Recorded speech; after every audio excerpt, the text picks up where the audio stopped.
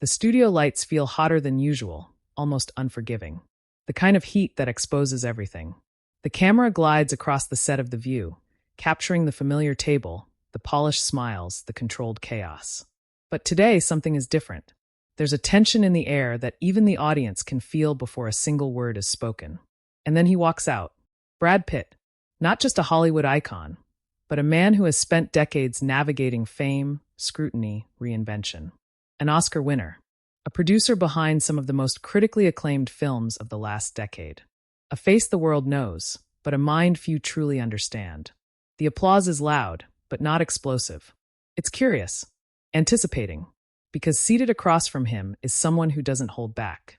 Joy Behar leans slightly forward, her expression already carrying that signature mix of skepticism and sharp humor. She's done this for years, decades even. Politicians, actors, public figures, she's challenged them all. But today, the energy feels different. Before we dive into this intense moment, make sure you hit that subscribe button for Talk Battles, drop a like, and tell us in the comments, whose side are you on in confrontations like this? Because what you're about to see isn't just an interview. It's a clash of worlds. The host introduces him, listing off highlights that feel almost surreal when stacked together. Fight Club, Say Seven, Troy, and more recently, his Oscar-winning role in Once Upon a Time in Hollywood. A career that has evolved from heartthrob to character actor to respected producer. Brad smiles politely, nodding. He's heard it all before. But there's something guarded in his eyes today. He takes his seat. Joy doesn't waste time. So, Brad, she begins, tilting her head slightly, you've had, let's call it, quite the journey. Not just professionally, but personally. Public divorces, media scrutiny, a lot of headlines. A few audience members shift in their seats. Brad exhales lightly, a practiced response forming. Well, he says calmly, I think anyone in the public eye. Joy cuts in not aggressively, but decisively. But not everyone becomes the headline. There's a ripple through the crowd. Brad pauses. And in that pause, something shifts. He's not offended. Not yet. But he's alert. Joy continues. You've talked about growth, about sobriety, about finding yourself again. You've been very open in interviews, like with GQ, where you spoke about confronting your own mistakes. Brad nods slowly. Yeah, that was an important time. His voice is steady, but quieter now. Right, Joy says, leaning back slightly. But here's the thing people wonder. How much of that is reflection, and how much is reputation repair? The audience reacts this time. Not loudly, but noticeably. A few gasps. A few murmurs. The other co-hosts glance at each other. This just got real. Brad doesn't answer immediately, and the camera zooms in just slightly, catching the subtle tightening of his jaw. Inside his mind, there's a flicker of something deeper. Not anger. Not yet. But recognition. He's been here before. Interviews that pretend to be conversations, but are really interrogations. He leans forward slightly, his voice still calm, but firmer now.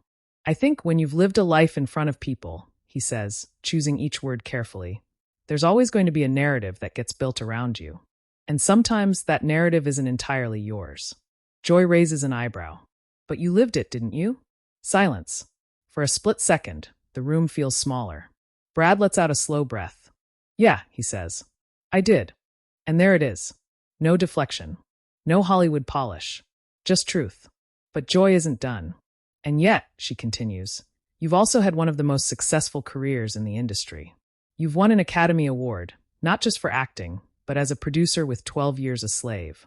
You've built something remarkable. Brad nods. And I respect that, Joy adds quickly. There's a slight shift in her tone, less confrontational, more probing. But I guess what I'm asking is, do you think Hollywood lets men rewrite their stories more easily than women? The question lands harder than anything before it. Now, it's not just personal.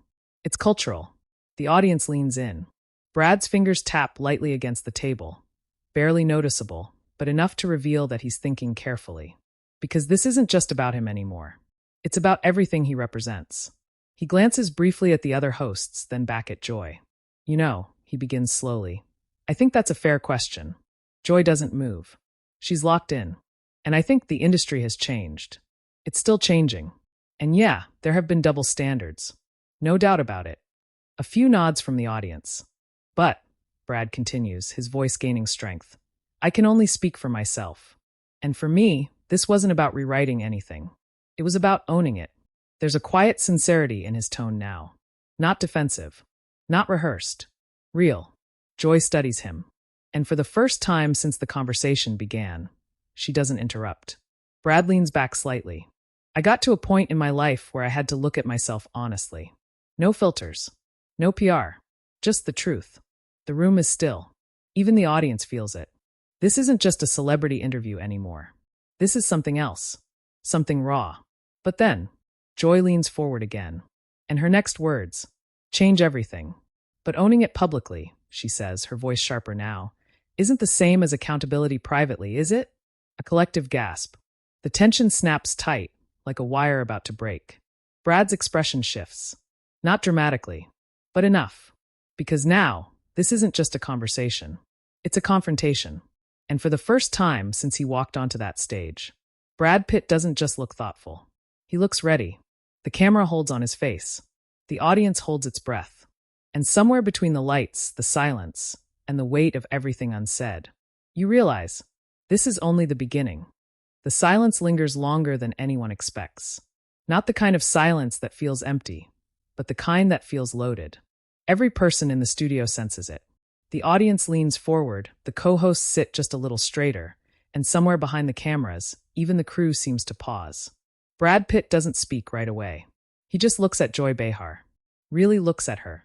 Not with anger, but with a kind of measured focus, like he's deciding whether this moment deserves honesty or restraint. When he finally speaks, his voice is quieter, but sharper.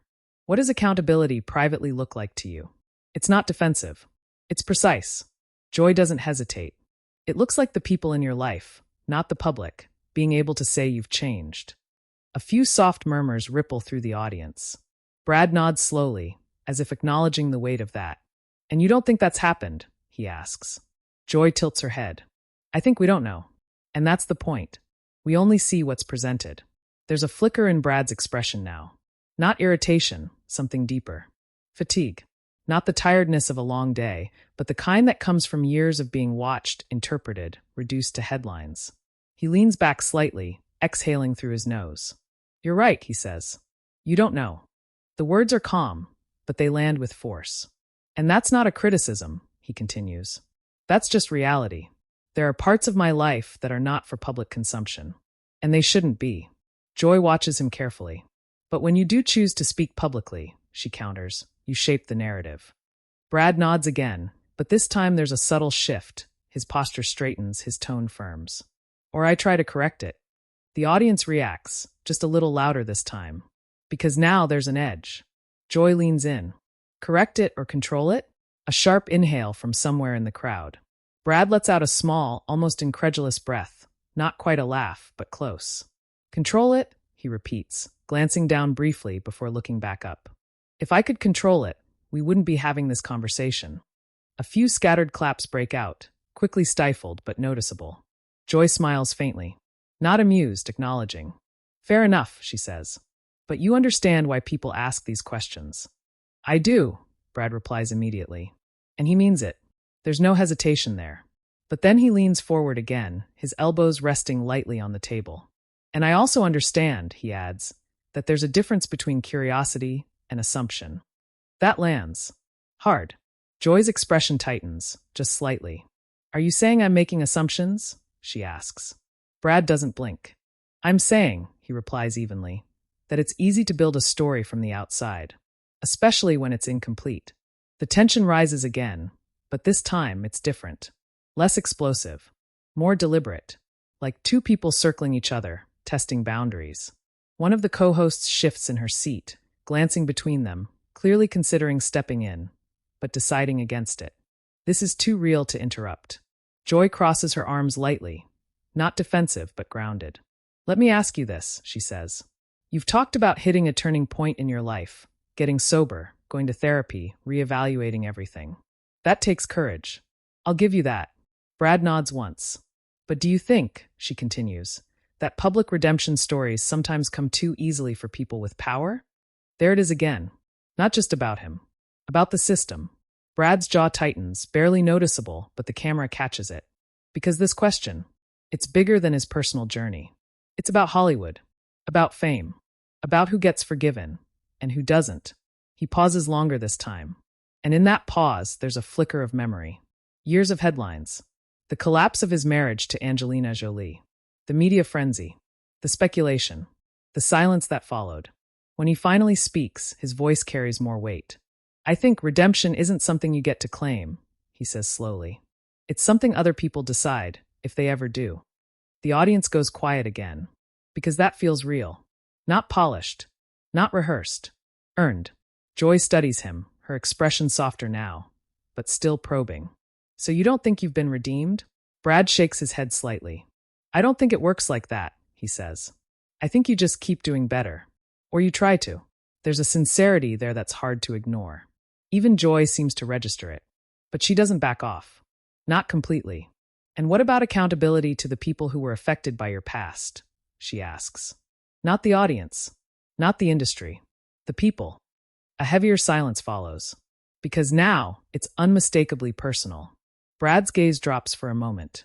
And for the first time since the interview began. He doesn't answer immediately. The camera lingers. The audience waits.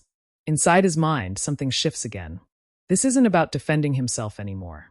It's about deciding how much of his truth he's willing to share. Right here, right now. He looks back up. And when he speaks, his voice is quieter than ever before. That's not something I'm going to unpack here. A few audible reactions, some surprised, some understanding. Joy nods slowly, as if she expected that. But it matters, she says.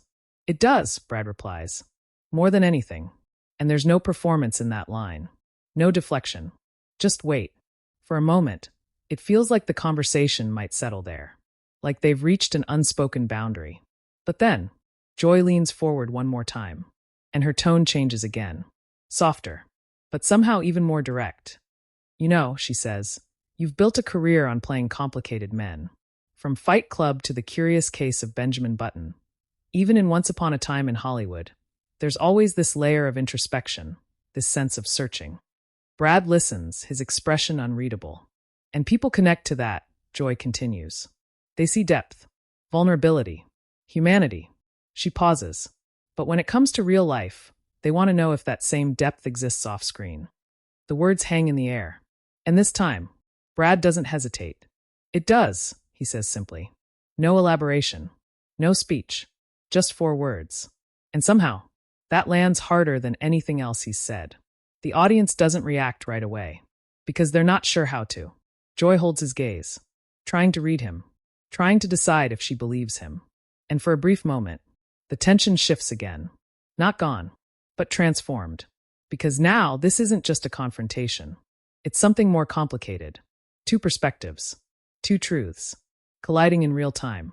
But just as it seems like the conversation might finally ease, one of the co-hosts leans in, attempting to lighten the mood. So, Brad, she says with a small smile, let's talk about your latest projects. But before she can finish, Joy raises her hand slightly. Not dismissively, but deliberately. Just one more thing, she says. And the room tightens all over again. Brad tilts his head slightly, waiting. And Joy delivers the line that shifts everything once more. You've spent years being seen as the golden boy of Hollywood, she says. Even with everything that's happened. A pause. But do you think that image protected you? The question lands like a spark in dry air. And this time, Brad Pitt doesn't just pause. He leans forward, his expression sharper now. More direct. More ready. And when he opens his mouth to respond, you can feel it. Whatever comes next isn't going to be careful anymore. The air shifts before he even speaks. It's subtle, but unmistakable. Brad Pitt leans forward, his hands clasping loosely on the table, but there's nothing relaxed about him anymore. The calm, measured presence from earlier is still there, but now it's layered with something sharper. Something that feels personal. The audience senses it instantly. This isn't reflection anymore. This is response. Protected me? He repeats, his voice steady, but carrying an edge that wasn't there before. Across from him, Joy Behar doesn't flinch. She holds his gaze, unblinking, as if silently daring him to go further. Brad exhales lightly, glancing down for a fraction of a second before looking back up. I think, he begins slowly, that's a very convenient way to look at someone's life from the outside. A ripple moves through the audience. Not loud, but charged. Joy tilts her head. Convenient or accurate? And there it is again. That push. That refusal to let him stay in safe territory. Brad's jaw tightens, just enough for the camera to catch it. You're talking about an image, like it's something I built in a lab, he says. Like it's a shield I've been hiding behind. Joy doesn't interrupt. For the first time, she lets him go. But that image, Brad continues, his voice gaining intensity, came from decades of work. From showing up. From taking risks in roles that weren't always safe. His eyes sharpened slightly. Fight Club wasn't safe. Seven wasn't safe. Producing 12 Years a Slave. That wasn't about protecting anything. That was about telling a story that needed to be told. The audience responds, more openly now. A few nods. A few quiet yes. Because this is the Brad Pitt they recognize. Not just the actor, but the producer. The risk taker. The man behind Plan B. The company that backed films that didn't just entertain, but challenged. Joy leans back slightly, absorbing it. But she's not done. No one's denying your work, she says. That's not the question. Brad nods once. I didn't think it was. The question, Joy continues, leaning forward again, is whether that body of work, your success, your reputation, created a kind of buffer. She pauses. A space where people were more willing to give you the benefit of the doubt. The room stills again. Brad lets out a quiet breath, shaking his head slightly, not in frustration, but in disbelief. You think success makes things easier? He asks. Joy doesn't answer immediately. Instead, she watches him. Because now, he's not just responding. He's pushing back. You think being in the public eye at that level, Brad continues, means you get to avoid consequences? His voice isn't raised. But it's firmer now. Grounded. Real. I've had every mistake I've ever made dissected, replayed, speculated on. Sometimes accurately, sometimes not, he says. That's not protection. That's exposure. A stronger reaction from the audience this time. Because that lands. Hard. Joy's expression shifts, just slightly. Not defensive, but thoughtful. Exposure isn't the same as accountability, she says carefully. Brad nods immediately. You're right, he says. It's not. A brief pause. And then, he leans in just a little more. But don't confuse the two. The line cuts through the room. Clean. Precise. For a moment, even Joy seems to register the weight of it. There's a flicker of something in her eyes. Respect, maybe. Or recognition. Because this isn't a celebrity dodging questions. This is someone who's thought about this. Lived it. Felt it. One of the co-hosts finally leans in, her voice cautious but warm. I think what Joy's getting at, she says, is that there's a broader conversation happening right now about power, accountability, who gets second chances. And that's a valid conversation, Brad says, turning slightly toward her, his tone softening for a moment. Then he looks back at Joy. But it can't be reduced to one person. Or one narrative.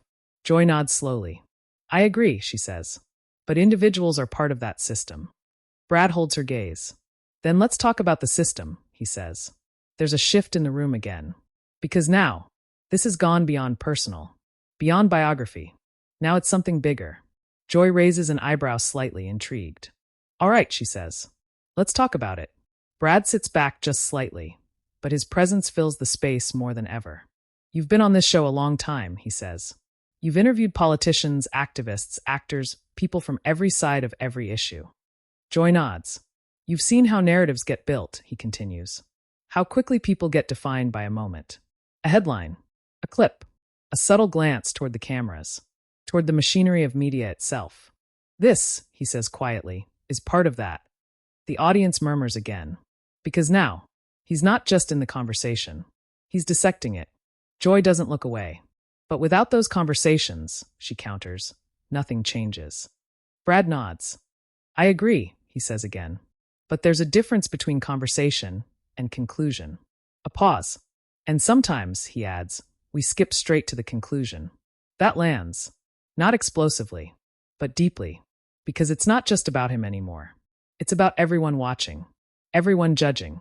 Everyone deciding what's true, based on fragments. Joy leans back slightly, her arms resting on the table now.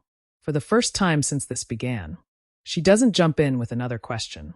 Instead, she studies him. Really studies him. You've thought about this a lot, she says finally.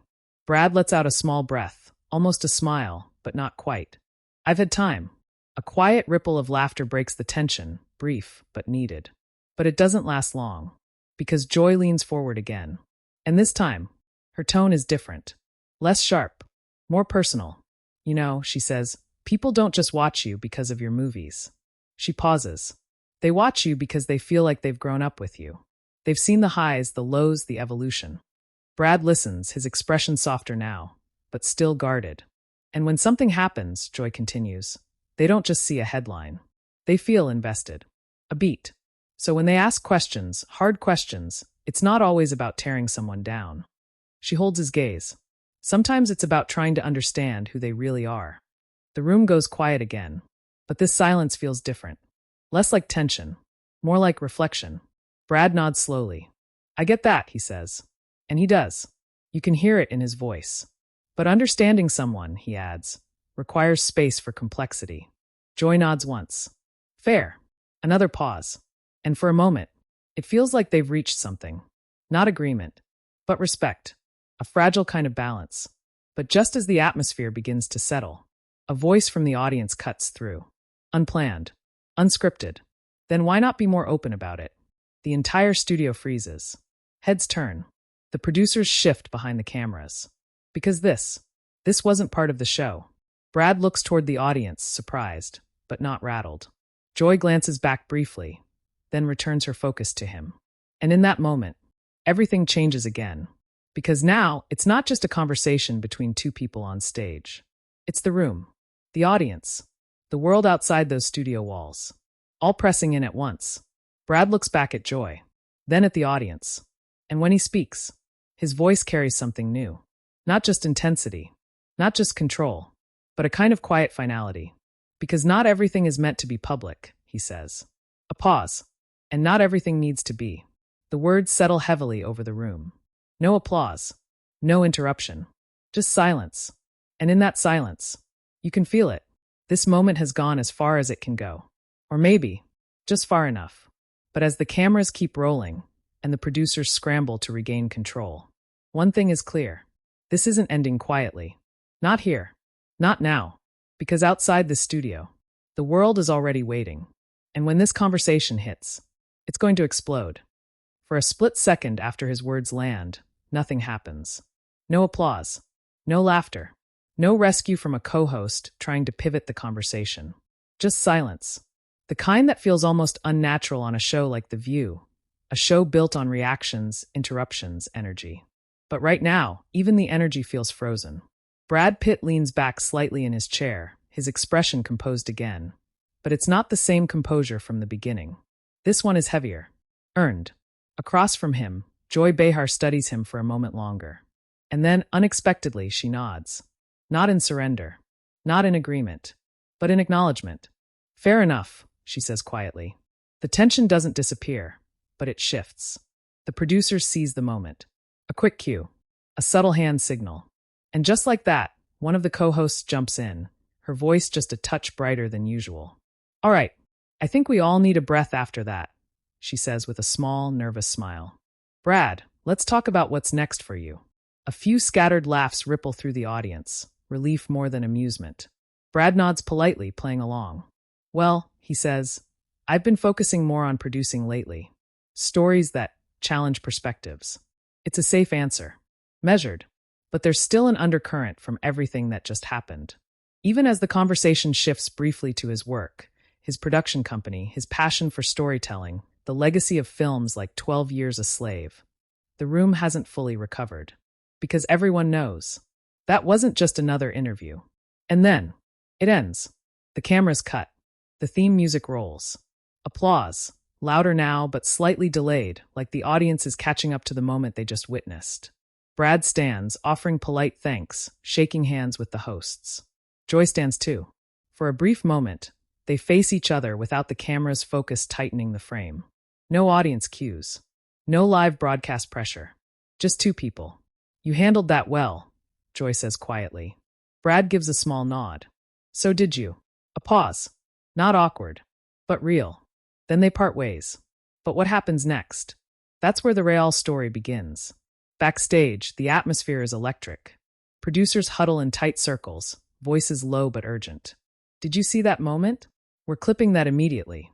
That's going viral in minutes. Phones are already out.